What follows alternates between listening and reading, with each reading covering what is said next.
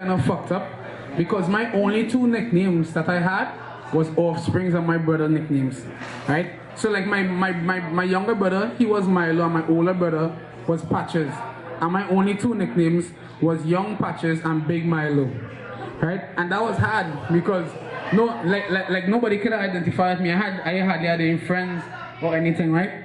So that was just a recap of what we talked about last week. Now we're going to talk about this week. So I came to Canada in 2011, right? It was kind of hard. It had some things that I wasn't ready for coming to Canada, right? And that's what I want to talk about now. And don't worry, Sarah, your boyfriend, show the camera. He will understand all these things I talk about. I have to watch my hand to see you all right. So the first thing I have to talk about is that on the plane, when I landed in Canada, there was a guy in the airport, and he told me, he was like, yo, be aware of the 3 W's of Canada, right? I was like, so what's the 3 W's?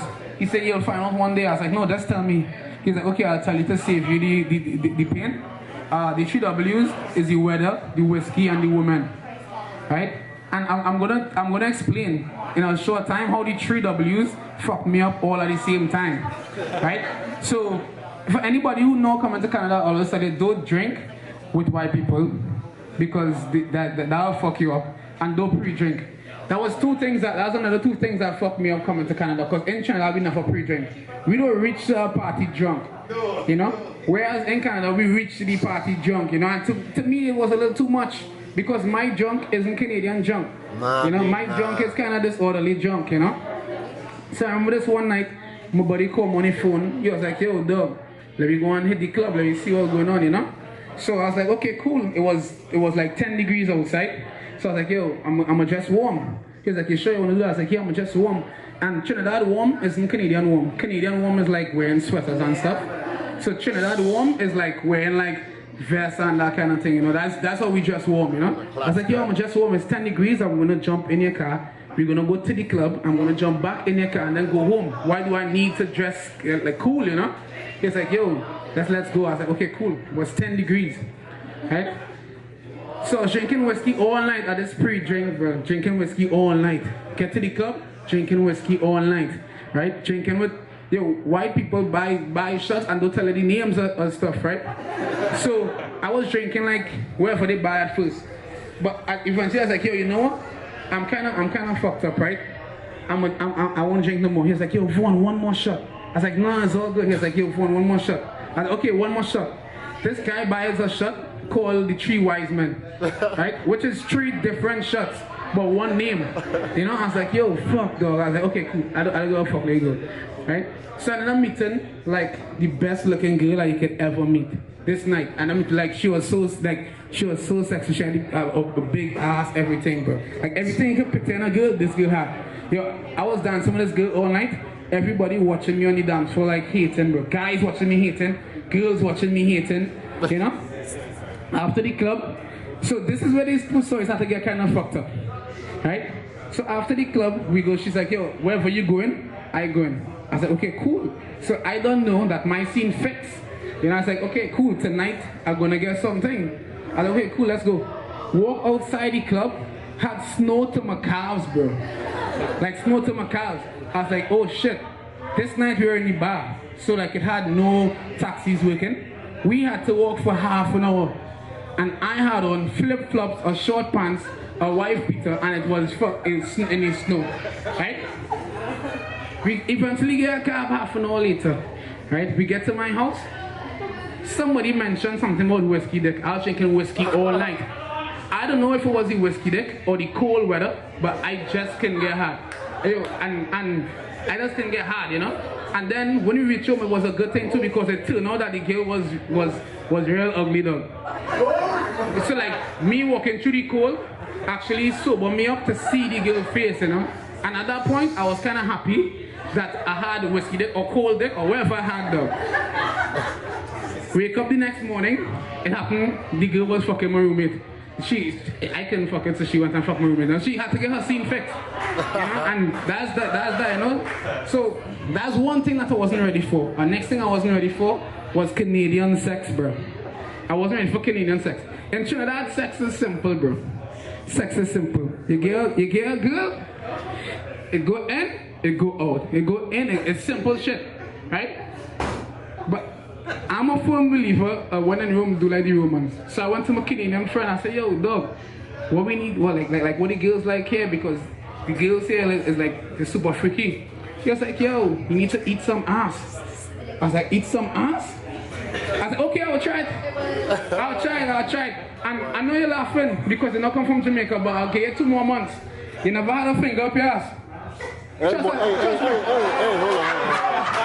Trust me, dog. Trust me. Soon. You see he stand up? He know what I'm talking about. You'll see. Let's get some time though. 2 months. 2 months, you'll see. And they with a white girl.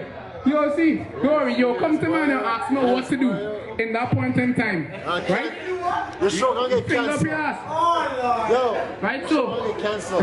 So and next thing was why we're in topic of sex is like dirty talking. You know? Dirty talking Trinidad is like, yo, your mama home? Like, nah, my mom in home. Oh, the things I do to you. Oh my gosh, you're so freaky, you know? You come here, the girl is like dirty talking me, and I like don't know what to say because she like ahead of me. You know, she like telling me all these things. I'm like, yo, she's like, yo, phone, tell me something dirty. I was like, yo, fuck, like, what's supposed to tell this girl because I don't want to like fuck it up looking like I'm a punk. I was like, yo, what's the dirtiest thing I could tell this girl? You know? And me know 5 years later will say some kind of freaky shit that I know that the girls wanna hear. But at the time I was juvenile there. That's what I'm looking for, right? So I was like, yo, you know what I'm gonna do to you? I'm gonna go to Home Depot. I'm gonna get a cardboard box. I'm gonna put the cardboard box on the ground and put a toonie on the cardboard box and fuck you like a homeless person. And to me that was dirty because I was just being me, you know, like fucking somebody I call homeless person. Like anybody ever see homeless people fuck? Nobody here ever see homeless people fuck. So that means that they must be fucking good. So I thought it was dirty, you know? That one's wrong. That one's wrong. So the third thing, so that was 2 points we come up with. The third point that I will leave, well, not leave because I had like 2 more points. The third thing that happened is that I didn't know, I wasn't ready for stereotypes. I didn't know I was a nigga. I know I was black. Don't get me wrong. I know I was black, but I didn't know I was a nigga. All this time on the bus and people calling me, saying me hi nigga, and I just saying hi back as if I thought it was friendly, they was being friendly, you know. But this one time, me and my brother was in Edmonton. Me and my brother and this other white girl. So the white girl was sitting in the middle and my brother was on the end. And this white guy comes up to us, he's like, oh look, a zebra. And at that point in time, we was happy because me and my brother look at each other, we give each other high fives, because if you check the attributes of a zebra, they say a zebra is untamable, right? A zebra apparently is stronger than a horse, and is the horse of the desert, right? So we was like, yo dog, we zebras bro, we good. It's only after we leaving, we crossing the shit, the guy was like, oh look, a zebra crossing. And we're like, yeah guy, we going. Only after the guy was like, yo Vaughn, why you allow the guy to talk to you like that? I was like, talk to me like how? He was like, he called you a zebra. I was like, yo, that's a good thing. She was like, no, a zebra. She was here, someone how you both are your black and I'm the white stripe. I was like, oh fuck, I didn't even realize, you know? I didn't even realize. Who knew all this time the cure for racism was just not to give a fuck about what they say. Unless they touch you, then they could beat the fucking ass, you know? Right? Facts. What? That's called naivety. I know if that works as much, man. Oh. But I know what you mean, though. Okay, fight the power, Alex. Exactly, CM. Fight the power. Okay, I'm a point for them on my hand, hold on. Alright. You got the question itself like, dog, how come, why out of everybody, it's kinda like ugly girls too. Like, when an ugly girl hits on you, you're like, yo, why out of the whole room she choose me? I have to be the ugliest person, you know? Why she choose me? Why she had the courage to choose me? You know, like for me, Fat girls always choose me, bro. Fat girls always come to me first, bro. I go out of the whole room, I look as if I so skinny I can't even lift you up, bro. You know, I just started going to the gym because I was content. I was like, you know, fat bitches is all I go and get anyway. I might as well put on some muscle to you know. So gay guys, like, I was outside the barber shop like a week ago, and I was just chilling outside the barber shop. This gay guy was riding a bike. So I was like, hey, this guy was like, hey boyfriend. I was like, yo, in a split second I was in a relationship. And I didn't even know about it. Like there was two guys in a car smoking a blunt and they watched me. And I like, yo dog, I didn't even know who the fuck about. How was I supposed to come back from there, you know? You know? So that was the next thing that shocked me coming to Canada. That was the next culture shock for me. Was how boldly the gay community is up here. Like in Trinidad, it's just a community by itself. You don't know who gay or anything. But here, it's everybody out there. It's either you with it or you ain't with it. You go to the club and you get hit it on, bitch. You know? Then I got it. The last thing I will mention before I leave, right? And this is something I forget actually, was this one time I almost got arrested in Canada. And it's a kind of fucked up story.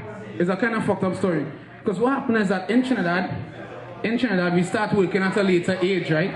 People start working at like 14, not 14, at like 18 up.